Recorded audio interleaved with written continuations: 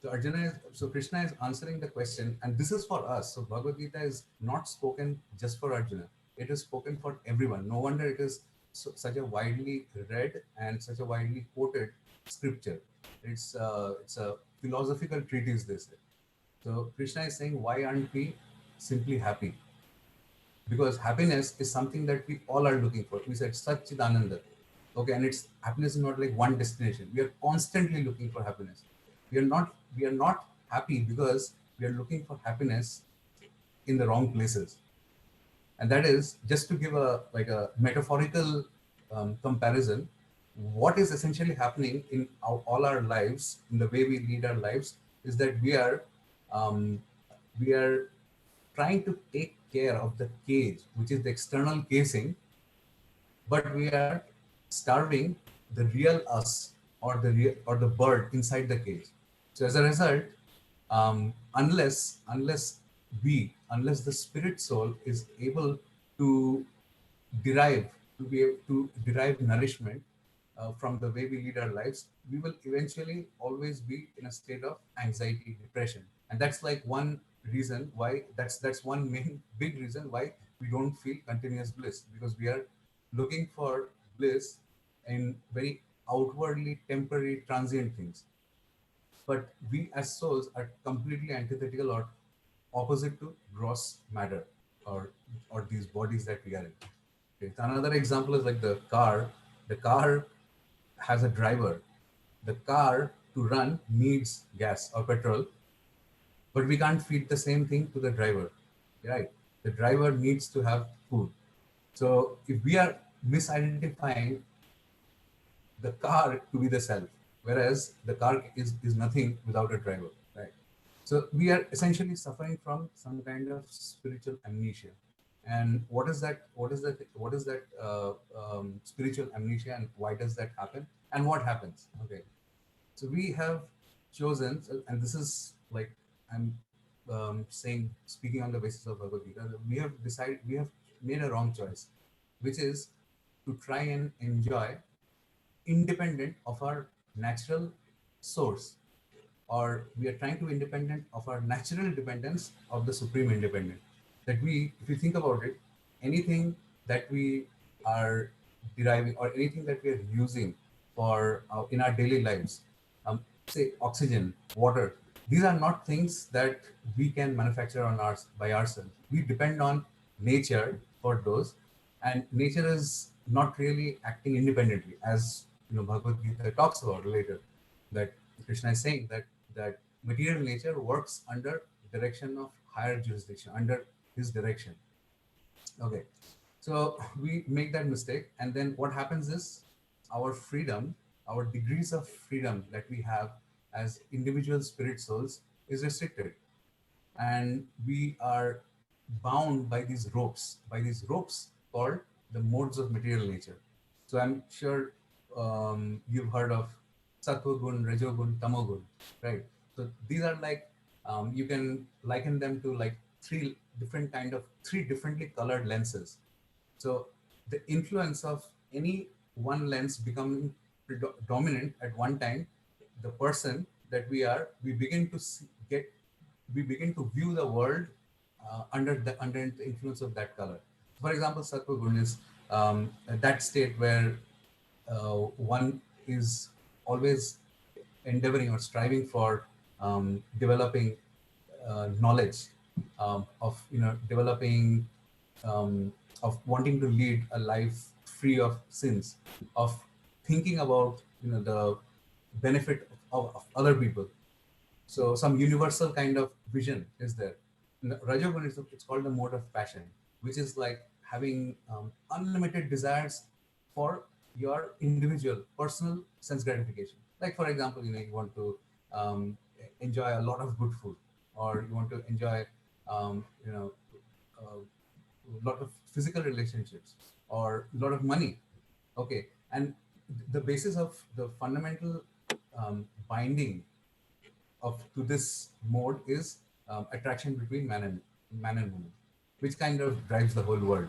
Okay, and it's not that this is being decried or denounced, but there is like a problem with the intention with which we are doing these. Okay, and tamogun is something where the people who are under the influence of tamogun or this rope, they become very impervious, or they become totally neglectful of the responsibility. They become violent, or they become lazy, and they're just like, they just are not concerned about anyone else, and they are completely blind to anything to do with spiritual realization. So these are the three modes or three gunas that cover the soul, because of which we have a problem. What is natural love? What is our natural nature? What is the nature of the spirit soul to be always in bliss, because of having that loving relationship with the supreme source that gets covered up. So from love gets converted to lust. Now, what is lust? The example, like a parallel is milk, pure milk becoming curdled to become yogurt. So yogurt does have milk component, but it is not the same as milk, right? And it is not as nourishing maybe as milk. So Krishna is telling Arjuna that this is the main reason why a living entity forgets their natural selves and falls into the illusion and gets entrapped in this material world, right? And the result of this entrapment is that our pure consciousness, such is Ananda, becomes covered, it becomes engulfed by layers of gross and subtle matter. So, what is gross and subtle matter? We have the body, right? We all know we have a body. The body is made up of the five fundamental elements: air, water, earth, ether, and then there is the mind, intelligence, false ego. So the mind is actually always there, but what happens is the mind gets contaminated. Contaminated in the sense that it's just like a software that's got virus, right? The mind gets contaminated by material desires. Material desires are basically those desires that do not bode well for us, like that are a disconnect between who we are. We are pure spirit, and we develop desires to enjoy independent of the independent of the supreme spirit, independent of god. So we want to enjoy matter, and that kind of just entangles us. So Krishna says in the 15th chapter that who are the living entities, who are we? The living entities are in this conditioned world. Conditioned world means that this world is very relative. This world has a lot of material component. It is made of matter. It is not there is it's not spiritual. Everything has a start date, everything has an end date. Okay, but the living entities neither have start date or end date. We fall under that illusion that we are in this body, so we are this body. So we lament when the body breaks down or when our relatives die, and we are just like so disturbed by disease. We are so disturbed by mental depression, which happens because of this kind of misidentification with the body. And then what happens? We get caught in the cycle of repeated birth and death. So I said we get a body. So there's a little acronym here. Body can be read as birth, old age, disease, and yearning, constant yearning for happiness.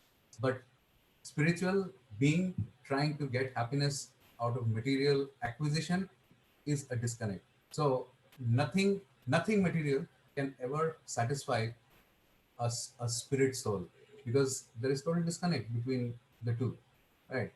And we and what is this karma? The karma is basically the law of action and reaction. Every action has equal and opposite reaction, we know that. So whatever we do under the influence, whatever actions we perform that is not connected, that does not have the right intent, which is to perform our natural duty, which is to love and serve God, keeps us entangled in this cycle of birth and death. So the body we get is actually a function of the result of our karma, of our activities. So if, but in the Bible it says, "As you sow, so shall you reap." Right? And karma is inherently a very complex thing to understand. So it is not something that we can figure out just by our oneself, because we are seeing one snapshot, but we have had several lifetimes before, as you see in that picture there. We have had several lifetimes before, and we have acted in different ways. So sometimes we get good results, sometimes bad results, and but it's not something that leaves us easily unless we make a choice, and we'll see what choices are there for us to make. Okay.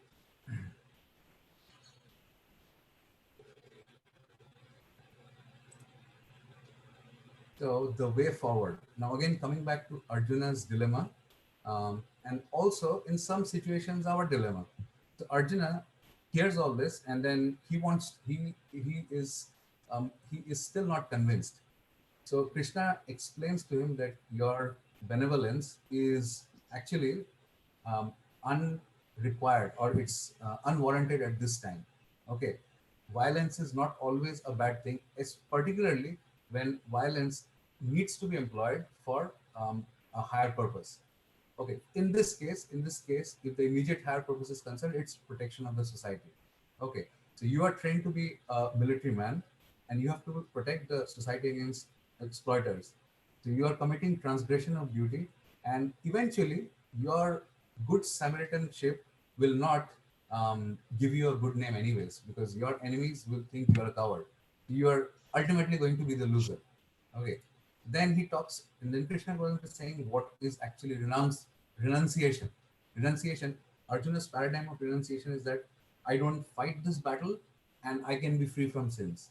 Okay.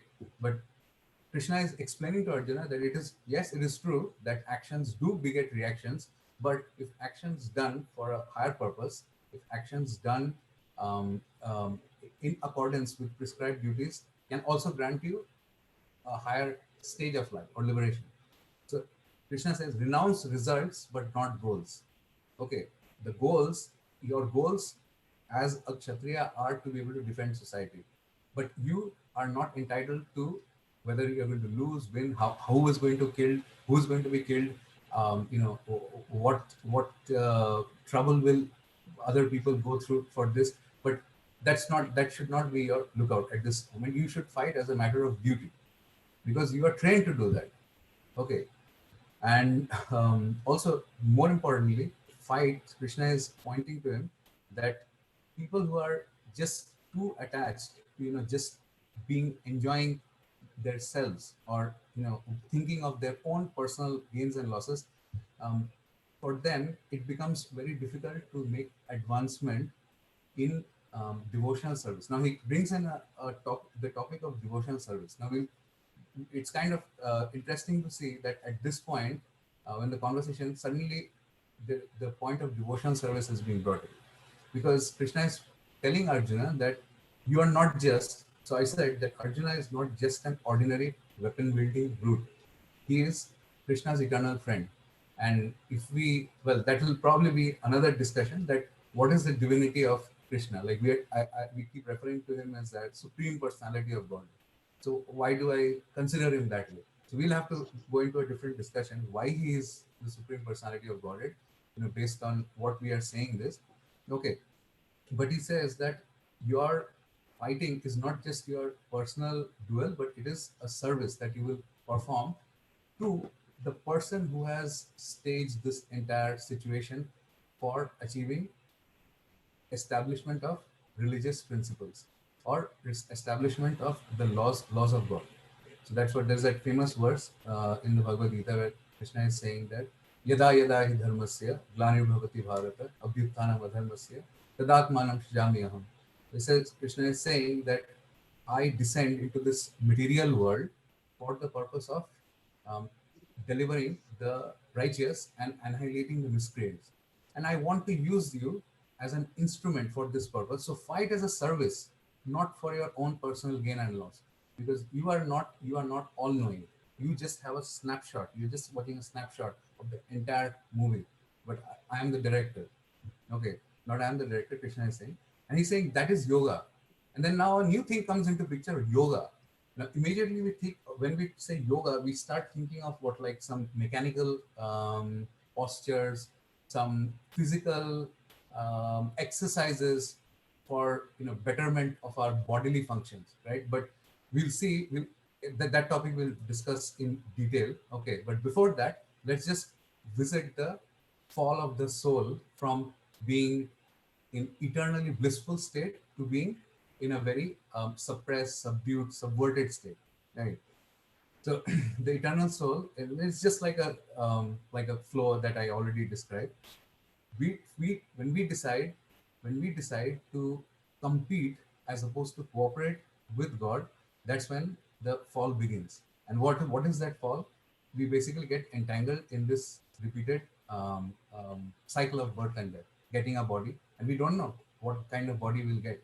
There are like 84 lakh species of organisms that our soul can get into depending on our actions. So that is the paradox. And when we become embroiled, or we become entangled in this in these bodies, we also, another thing happens, that we become completely accountable for what we are doing, completely accountable for that, because now we are basically telling the Lord that I am the Lord. I am the master of all that I survey. So the Lord gives us the facility to be so. And in being so, we become completely responsible for whatever we do. And hence the presence of karma. Hence the need for karma. Karma is not just meaningless. The purpose of karma is for us to be able to grow out of that misconception that we can be the enjoyers, that we can be the Lord, that we can be Lord's competitors. So, long story short, our natural state of perpetual bliss is subdued by our intent to enjoy independent of God. Right? We are part of God, but we want to enjoy independent of God, and hence a lot of happiness and distress become like two sides of the coin. So sometimes we are happy, sometimes we are miserable. And if you see even this body that we have, this also gives us a lot of trouble. Like they say that the pain pleasure balance of the body is heavily tilted towards the pain side, right? So at this point, some self reflection, like some questions that you may be thinking about, is that how do we know how this is true? Okay, and then is that something that we need to do about it? And what? If yes, what? Sometimes some people may think that no, there is no need to do anything about it. That status quo is fine, okay, and that's fine. The Lord gives us complete independence to choose our path, okay. And the point about whether it's true or not, well, there are few things that we will not be able to empirically show. Like, okay, we talked about the soul, okay, but through sustained reflection over a period of time, we can see that, okay, we are talking about Satchidananda. Vedas say Satchidananda is our nature. Yes, are we really Satchidananda? You can tell that, okay, we are always looking Sat. We always want to perpetuate our existence, right? We don't want to die.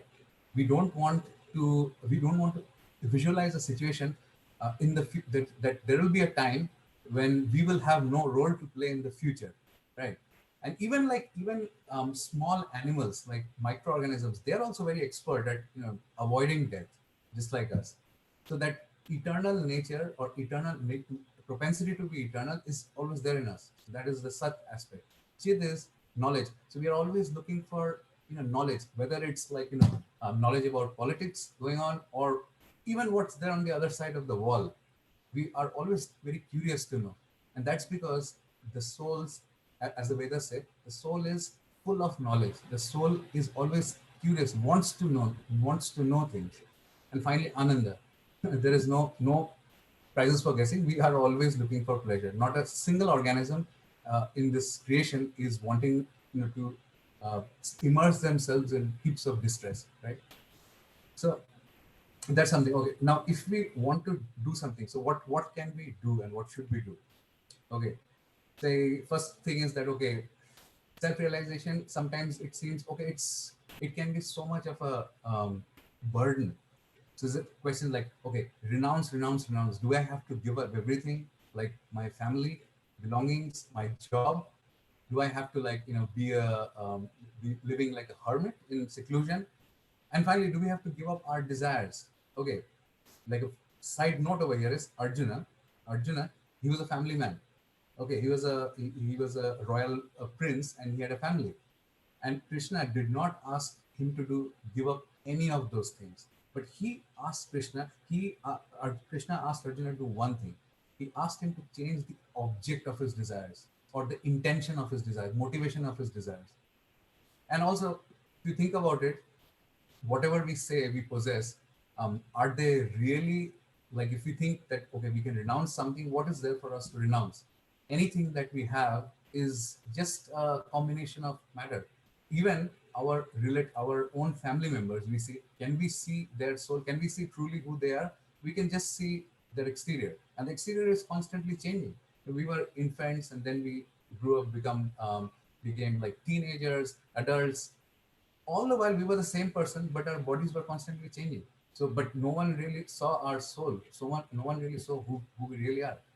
So there is nothing that we have to renounce, right?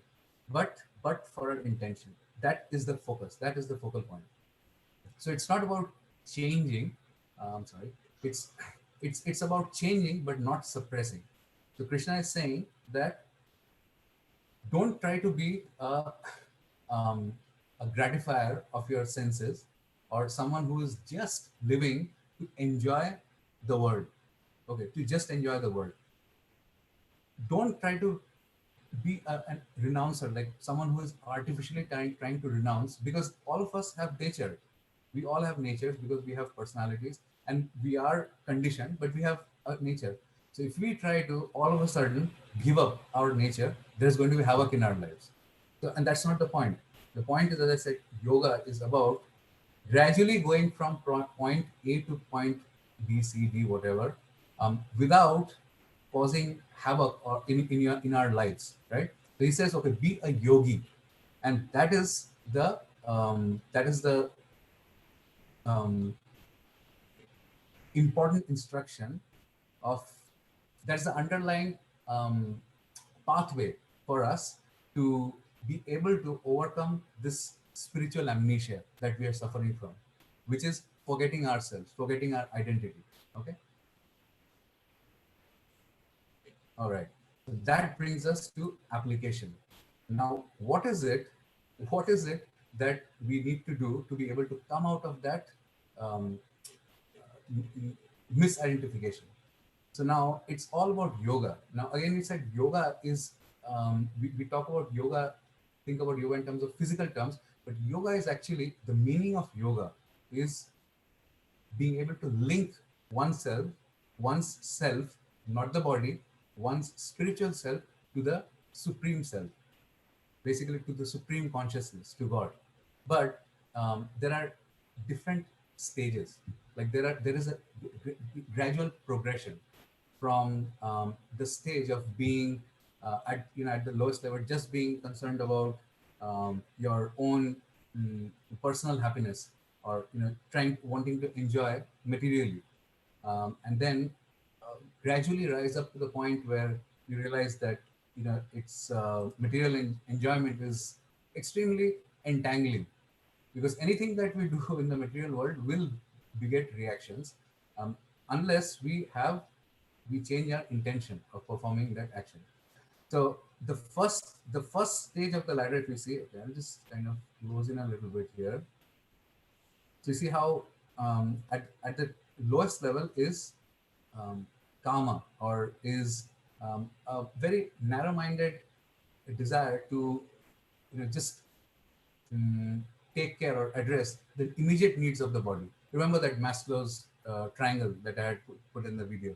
So that's like at the lowest level, and that's kind of selfish, because you're just like, you're concerned about your own or your extended family's physical well-being, and to some extent maybe mm, mental well-being also, with entertainment, with some psychophysical care.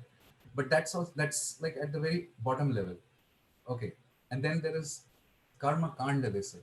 So like 95% of religious followers tend to be in this category, where you're performing, where you're where you're very much concerned about performing good deeds or acts of sacrifice, or even performing charity to be able to get to a higher destination, higher material destination, like say, the heavenly planets, right? So that's like mundane religion, it's said here, because that religion does not really help you connect to the supreme source. That is at a very rudimentary level.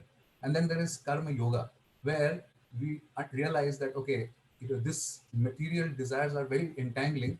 So why not use this material desire for satisfaction of the supreme? But then you're also attached, still you're attached to, you're renouncing the fruits, but you're still attached to the kind of work that you're performing. Okay. Now it's not like you're completely surrendered the fruits as well as the work to the supreme. And then there is Gyan, Dhyan, Ashtang Yoga, and we'll visit those in a little bit. How are we doing with the time? I have a few more minutes. So let's take a look at this thing called Karma Yoga. Karma means action. Okay, this karma is different from what we are saying karma. Okay, which is action, reaction, and the inclination that develops as a result of performing certain action. This is simply um, that I want to do something to get back, to get some, to be able to enjoy some good results. Okay, so it's just that part. So yeah, in that case, okay, it is I will say karma, but it's not like, you don't really consider the inclination that you develop as a result of performing action. You're just interested in getting back some getting back some benefits out of performing a good action. Okay, so in this there is fruit obsession. That means we are performing every action just for to be able to enjoy the results that accrue from that action. So at the very lowest level in karma yoga also has like subdivisions, sub rungs.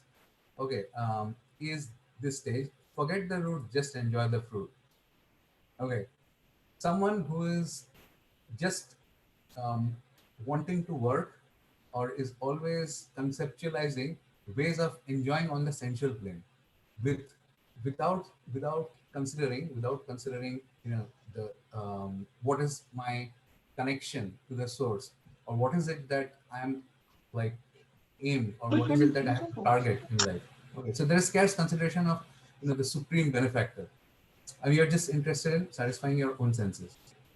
So Krishna tells also Arjuna that someone who does not follow in the human life the cycle of sacrifice, which is established by the Vedas, they certainly lead a life full of sin. So basically, this system has been in place so that the living entities, we can understand the importance of sacrifice in order to elevate ourselves, not elevate ourselves to a life of higher consciousness, and not just on the physical plane. What is the net result of this kind of pursuit is that whatever we do, whatever acquisitions we may have, we are still ultimately unsatiated, because there is a clear disconnect between who we are and what we are meant to do, and what we are actually doing, or what kind of intention we have developed. So karmic cycle continues. Okay, we are disconnected from the source of happiness. The other rung, or the other level, is called, it's karma kand. That's not yoga also, because yoga means linking to the supreme.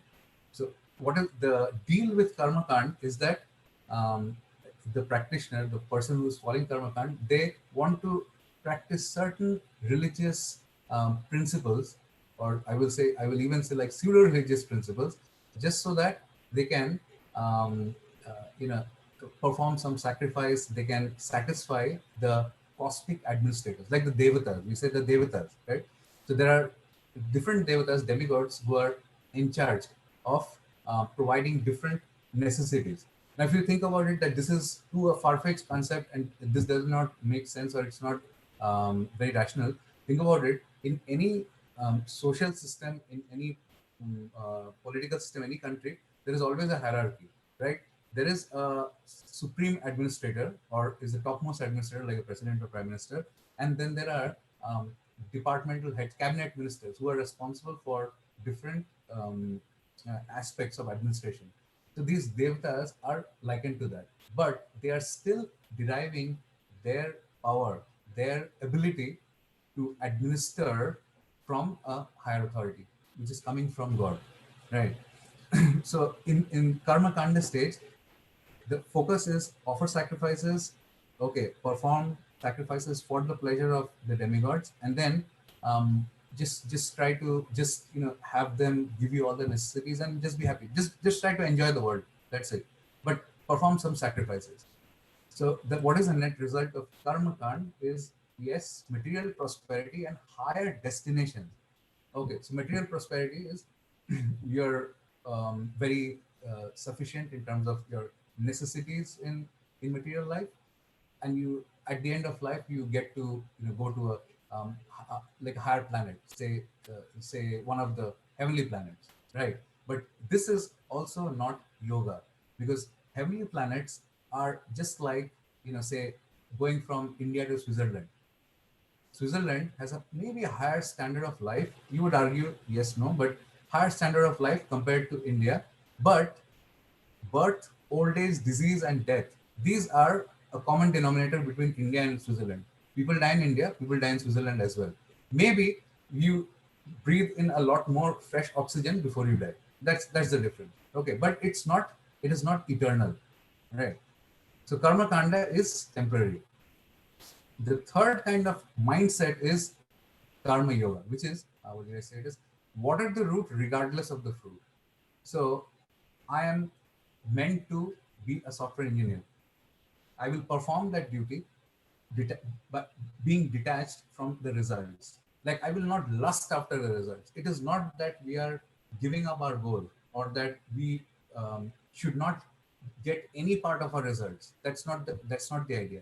But it's like being detached from lusting for the results, right? So cultivating selflessness. The characteristics here are cultivating selflessness from detachment from results, and offering one's results for the satisfaction of the Supreme Lord. How does that happen? You we perform we perform our jobs, and just a simple example, the money that we get, maybe we are donating that money, or not the whole part of it, but the significant part of it we are donating for the service of the Lord, or to preach His message. So that is like you're performing karma yoga. Okay, you're doing something that will help you come closer, that will bring you in the good favor of the Lord. Okay, so it's you're beginning to revive that lost connection that we have.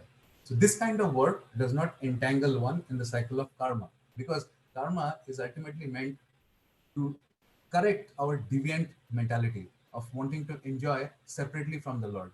But once we perform yoga, we are actually beginning to wanting to restore that connection, right? But still, even in karma yoga is at a lower rung in the ladder, in that yoga ladder that I showed, because there is still attachment to work. Okay, so, and we'll explore that slowly, why that attachment to work is a problem. Okay, and if you have questions, we can go through that later on. But Krishna says in Bhagavad Gita 18:47 that it is better, and any day it is better to engage in one's own occupation, even though there may be faults in it, than try to imitate someone else's occupation.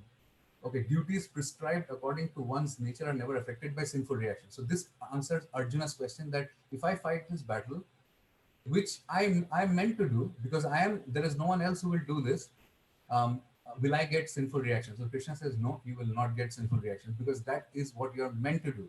That is your training.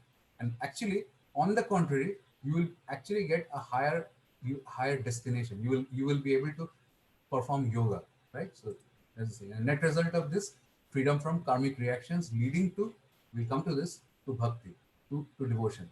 And freedom from karmic reactions is very essential, because that is what binds us completely to this material world, right?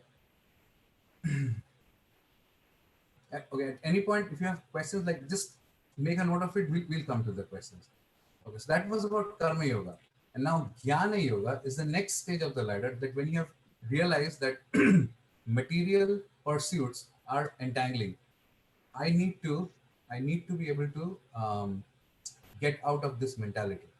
Okay, I need to be able to give up material, um, uh, give up my material pursuits and try to understand who I am, who truly I am, and what is it that I am, what is it that I need to get to, like what is my ultimate destination, right? So here's a picture of Shankaracharya, and that's the philosophy of Jnana Yoga. That you try to discard this, discard. No, I am not this. I am not this. Okay, no, I am not matter. I am spirit soul. Okay, I am spirit soul. That's the understanding that you want to come to. But eventually, also, just coming to that understanding is not sufficient. Okay, because at the end, if we do not, if we understand who we are, the soul, but if we do not know where we are from or who is our source, then that realization will be incomplete. It will be impersonal. So God is a person, but jnana, just cultivating knowledge, knowing about ourselves as being the soul is incomplete knowledge. We also have to know what is our connection with the source. Okay, so this path has got is very austere. It requires one to be practically emotionally deprived, right? So this is a dry and dreary path. Krishna says that but those who fully worship the unmanifested, that which lies beyond the perception, by controlling various senses, at the end can actually, um, and being equally disposed to everyone, they at last achieve me. So if that is not happening, then it's not going to be fruitful. Okay. And if you see that last point, the emotional deprivation, feeling nothing, living largely like a stone, because you're trying to completely renounce every material thing, and you're practically coming to the point where you're also trying to renounce desires, which is not possible, because even the idea of wanting to renounce a desire is a desire, right? So Krishna says that for those whose minds are attached to the unmanifested impersonal feature of the supreme, advancement is very troublesome. To make progress in that discipline is always difficult for someone who is embodied, like for us, because we have bodies, right? So it is very difficult for us to be able to pursue that. What's the net result of trying to pursue Jnana Yoga path? Eventually, yes, eventually one will come to the understanding that I am pure spirit, but I am part of God. Okay, so you see this picture says the ceiling of impersonalism. This Jnana Yoga is initially very impersonal. Okay, because the personal conception of God is missing.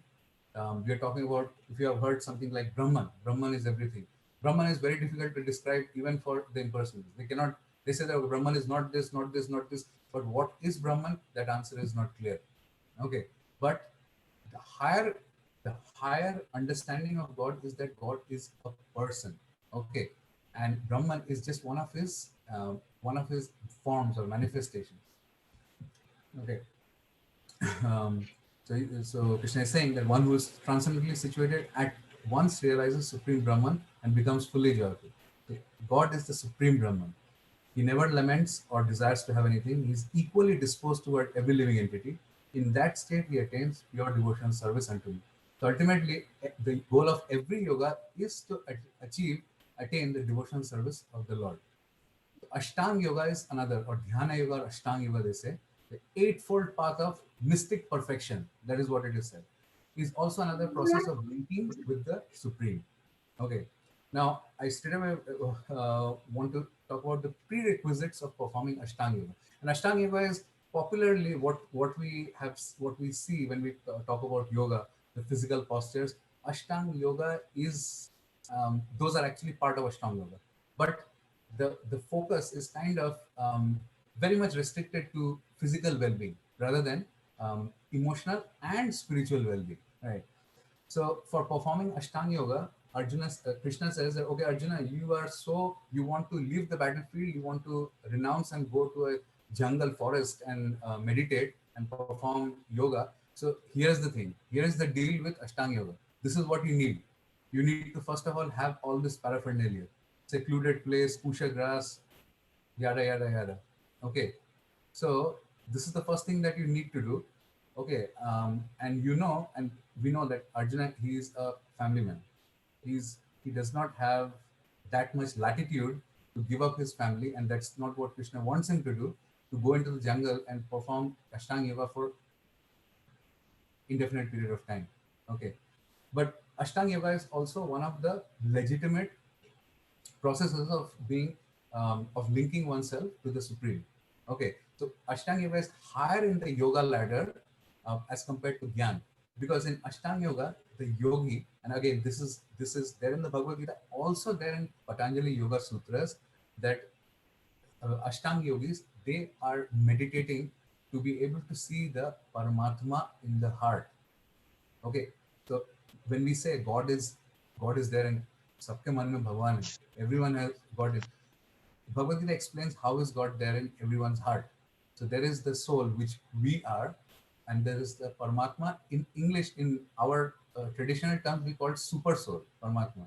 So the yogi is trying to focus their attention on the Paramatma feature of the Lord, which is one another feature that Lord has. So in the Vedic literature, it says that there are three forms in which the supreme eternal is manifest. The verse goes like this: Vadanti tattva vidas tattvam jnanam advayam brahmeti paramatmeti bhagwan iti shabdete. So there is Brahman, what we say is everything, that God is everything. Okay, that's one conception. The other is Paramatma, localized aspect of God in everyone's heart. And the third is Bhagwan, Swayam Bhagwan, who's a personal, the person God, okay, who has gun, who has roop, and who has lila. So gun is qualities, not material qualities. He has roop, he has a transcendental form, and he has pastimes, lila, pastimes, which are not material, which are purely spiritual, right? So Arjuna, Krishna says that, okay, if you want to perform this Ashtanga Yoga, these are the prerequisites, and here's what you need to do. These are the postures you need to practice. Okay, so one should hold one's body, neck, and head erect, and then completely unagitated, subdued mind, devoid of fear, completely free from sex life. One should meditate upon me within the heart and make me the ultimate goal of life. Right? So this is what will entail. And he says by practicing constant control of the body and mind, he focuses on mind, regulating the mind, one attains the kingdom of God. Not heaven, the kingdom of God, by cessation of material existence. So ultimately, there's a focus that material existence is a problem. Okay, but don't try to jump the gun. Okay, and there is no need to jump the gun, right? But this is another process. What is the net result of performing this process? Is one derives perpetual bliss, experiences transcendental happiness. What does transcendental happiness mean? It's the kind of happiness that we cannot get. We cannot get by just getting a new car, or I can't say getting a new wife, but anything that will excite you. Anything that excites you eventually um, bores you out. But transcendental happiness is bliss that we get by coming in association with the Supreme Spirit, God. And so the yogi whose mind is fixed on me verily attains the highest perfection stage of transcendental happiness. He's beyond the mode of passion. If you remember, passion is what converts that love to lust. So if that passion is gone, then gradually our revival process begins. Surely, slowly but surely, he realizes his qualitative identity with Supreme, that both God and us are qualitatively the same. We are spirit, but we are very limited, but God is unlimited, right? And thus he becomes also freed from past deeds or reaction of past, or is out from the karmic cycle, which is the rope that binds us. So that's like, that's pretty much it. And then, so that's the result of Ashtanga Yoga. Difficult process, but still. But what is Arjuna's reaction to this process of Ashtanga Yoga? So Arjuna is hearing carefully because he is in trouble and he wants to know how to, what kind of mindset he needs to develop. He straight away says that this is not for me. I cannot abandon my responsibilities. And that's the case with us. We cannot abandon our family, our responsibilities either, right? He says that you are talking about mind control. I am the best archer in the world. I can control the wind. I cannot control the mind. So it says that, yeah, this system of yoga appears impractical and undesirable to me. I just, and it's not, it doesn't even want to try out. So we have a choice whether we want to pick this or not. The greatest warrior, Arjuna, 5,000 years denounced this, right? So maybe Dhyan Yoga is also hard. And then we come to what is called the yoga of devotion, Bhakti Yoga. Bhakti, okay, what does Bhakti mean? Bhakti means love. Bhakti simply means love for the Supreme.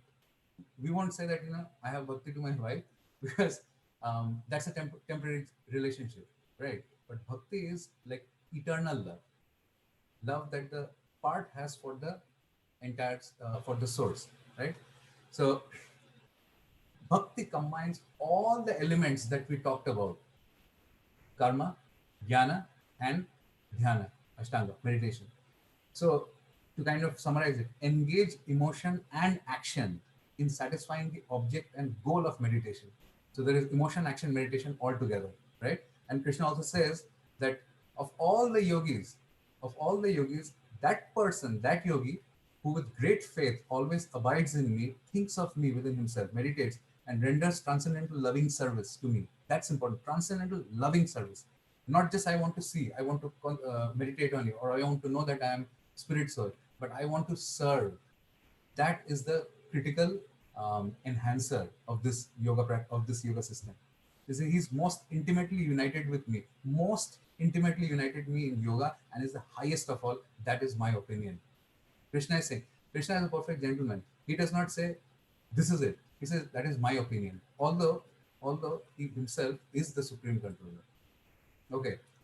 The highlights of yoga of devotion, simple: conquering the unconquerable through selfless service. The main ingredient of this is love, which is unmotivated by desires for selfish material or spiritual gains. So all other rungs in the ladder are kind of I centric, but bhakti is not I centric; is completely you centric, right? And it is so simple as being as just offering a simple leaf, a flower, of fruit to the Lord, but done with love, with love. So Krishna is saying that it is that simple. Bhakti does not entail, going on top of Himalaya, going to secluded forest, sitting in a certain posture. It is just a, a very pure, simple expression of the heart for the Supreme. So, so Krishna says that um, anything, bhakti is about anything that we do. We do with the intention that it please the Lord. So he says in 927, whatever you do, whatever you eat, whatever you offer or give away, and whatever austerities you perform, do that, O son of Kunti, as an offering to me. We are looking for love, right? Without an exception. That gives us the most happiness, being acknowledged, being cared for. God is also looking for love, surprisingly, right? One who is the source of love is looking for love because Lord is unlimited. Okay. But how will we know, or how will we develop that love? From where will that impetus come from? Okay, the love is there in us, but how will we be able to revive that love? We need to have knowledge. Why do we love someone? Because we know about their characteristics, we know about their activities, right? Okay, we like the way you talk, we like the way you look, we like the way you cook. So there are these activities. So God has activities, God has a transcendental form, and we need to, once we have the knowledge of this, okay, knowledge of this from scriptures. Okay, like for example, we are reading the Bhagavad Gita, we're talking about Bhagavad Gita. It's the instruction of the Lord. Bhagavad Gita, Song of God. Srimad Bhagavatam. The Bhagavatam is about the Lord and his interactions with the devotees. And then there is Krishna book, which is actually also part of the Bhagavatam only. So what happens is knowledge of our beloved. Okay, knowledge of our beloved fortifies and sustains faith in the object of love, or in our beloved, right? So Krishna is saying to support this, that of these, one who is in full knowledge and who is always engaged in pure devotional service is the best. For I am very dear to him and he is dear to me. There is reciprocal relationship. It's reciprocal, completely reciprocal. It's not like one way. And one feels it when they actually perform bhakti yoga. Okay, so these devotees are undoubtedly magnanimous, who are situated in knowledge of me, and I consider them to be just like my own self. Being engaged in transcendental service, he is sure to attain me, the highest and most perfect goal, which is the aim of yoga, ultimate aim of yoga. Okay, it's straight. It's pretty much. I would like to say it's plug and play. So Krishna says that okay, there is this yoga ladder. Okay, you go from you start from karma, material activities, jnana, knowledge about your own self, yoga, ashtanga yoga, and finally bhakti yoga. But hey, Arjuna, you don't need to do all these things. Okay, he just says he scraps it all. 1856. He says, though engaged in all kinds of activities, my pure devotee under my protection reaches the eternal and imperishable abode of by my grace. So he says, forget about this progressive ascension, practice bhakti regardless of your position, and you will attain me. So any rung of the ladder you are, you can still practice bhakti yoga and be able to achieve perfection. So here's an example of Mr. George Harrison, the famous Beatle. Okay, he was attracted to the Hare Krishna movement, to his divine grace, Srila Prabhupada, his movement. And he surrendered his life. He was a musician, he was a rich man, he was arguably the most popular figure in his time, right? But he gave up. He did so Prabhupada, he did not ask him to give up his profession, but he asked him to dovetail his profession, write songs that would actually glorify Krishna. And that is what he did. He didn't change his occupation, but he dovetailed his occupation with the intention with which he performed his occupation for a higher cause. Right?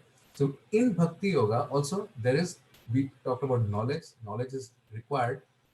There is meditation. What are the practices? It's very simple. We we uh, chant we chant the holy names of God. We chant the Hare Krishna mantra, which is it's not just like meditating on the Lord, but it is also glorifying, connecting, and praying and fortifying our faith in the Lord, in the Lord's benevolence. So Krishna also says that in Bhagavad Gita 9:14, he says that always chanting my glories, endeavoring with great determination, bowing down before me, these great souls perpetually worship me with devotion. So always chanting my glories. Kirtan just means glorifying the Lord. Although we are repeating the same mantra over and over again, but that mantra has tremendous meaning and is very profound. Okay. And finally, there is action. Without action, we cannot perform service. Service has no meaning, right? So here are some examples of people who are seasoned bhakti yoga practitioners from different walks of life, but what intent with which are they doing this? So this is on the very left is Mr. Alfred Ford. He's the chairman of Ford Industries, and he has done commendable amount of service. He has performed his the profits that he gets from his business. A significant, huge portion of it has gone in constructing one of the most amazing temples in the world, called the Temple of Vedic Planetarium in Mayapur. And then here is, whether if you have a family, the family, you look at the family as being part and parcels of the Lord. So having a family is not a problem, but with what consciousness are we maintaining the family? Okay, eating, we all like to eat, right? So there is the distribution of food. There's a distribution of food, prasadam, sacred food, that not just feeds the belly, it also feeds, nourishes the soul, right? And there is also a science to that. And here is on the bottom is Tulsi Gabbard. She's a politician. You may have already heard of her. She's a politician, right wing politician, Democrat. Okay, so she is a bhakti yoga practitioner, and she has quite uh, I won't say like necessarily lofty, but she has quite upright intentions about how to administer the country, or like how to um, create good consciousness among people. Now, it's a different thing that she's not being able to come to the forefront because of several reasons. But regardless, bhakti is not about just being successful, but being endeavoring for that, and endeavoring for higher cause.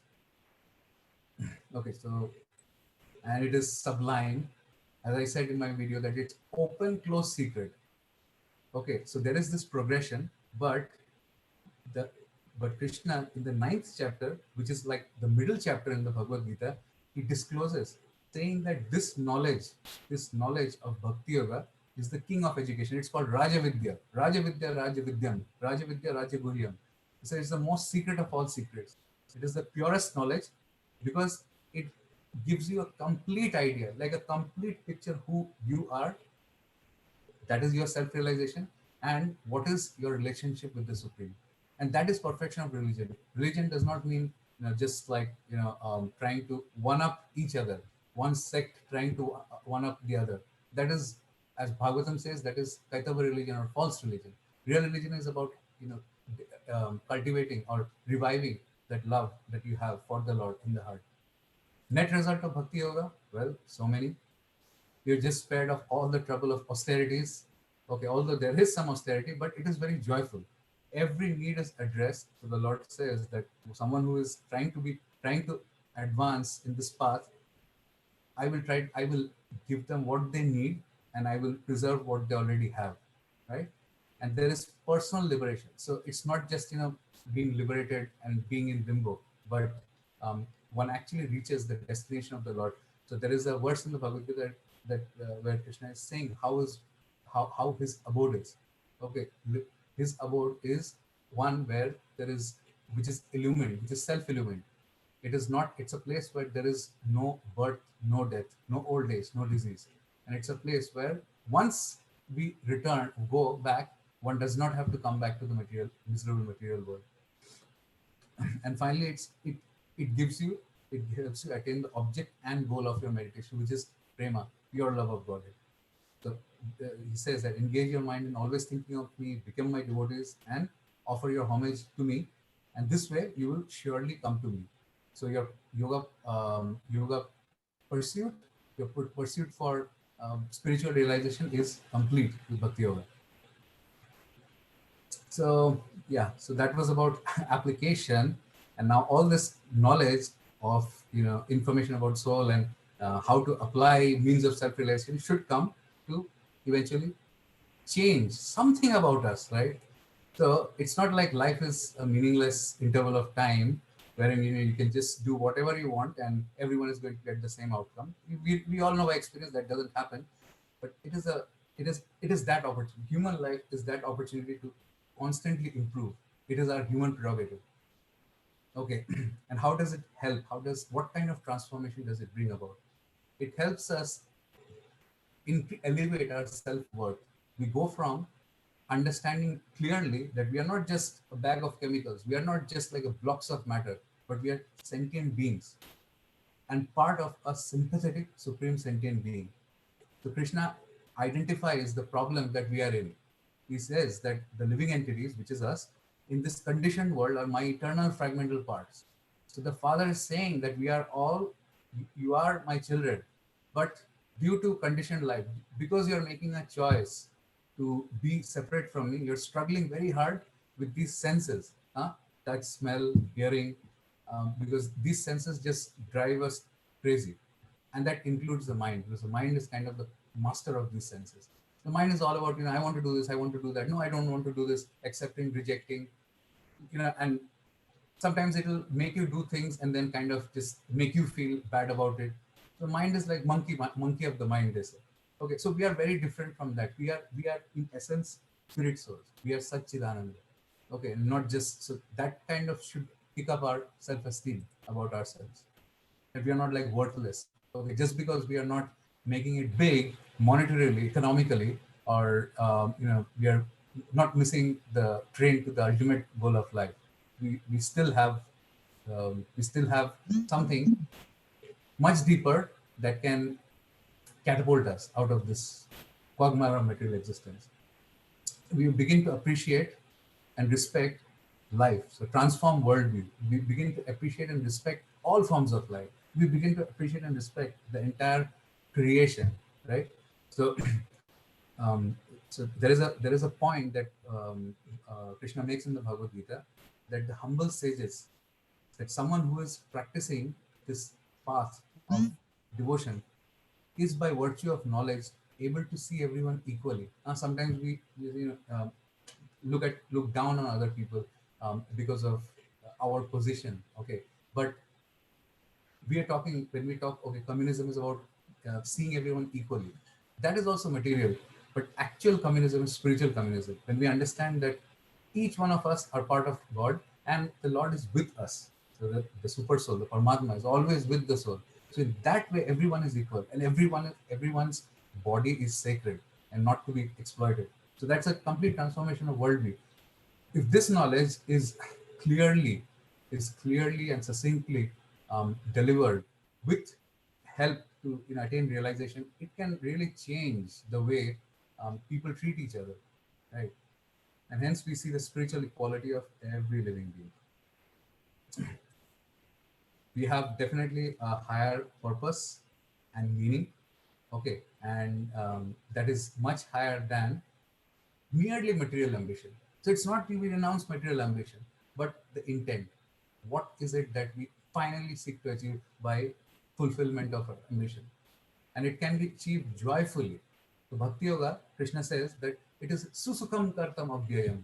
It is something that is very joyfully performed without emotional deprivation and being where you are. You don't need to change your position for this, but all you need is the intent to love and serve God. Oh, by the way, what was at the end of the Bhagavad Gita on the go, almost over, the last thing, Arjuna's decision, Arjuna ends ends this conversation, culminates this conversation with a decision to fight the war in performance, in pursuance of bhakti yoga, in devotion.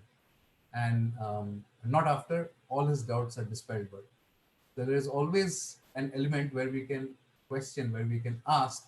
But if we just keep on going that, running that, continuing that process of questioning ad infinitum, it doesn't really take us anywhere. So there is one point when we have to experience things for ourselves and question and try to find out the right way of doing things so that we can get to that final destination or goal of life, which is self-realization. So yes, so that was about Bhagavad Gita, from information to transformation via application. So I know we are like way over time. So if you have any questions and you have time, I can try to take them. Otherwise, maybe we will just. I thought you keep another session for question answer discussion, because now it is already what Yes, I know, going to be it's very late. 10:30. Yeah, Uh, you've so yeah, you've been around for a so while. it will be you Mhm. can keep it another session where few of the questions which we will ask and we'll discuss.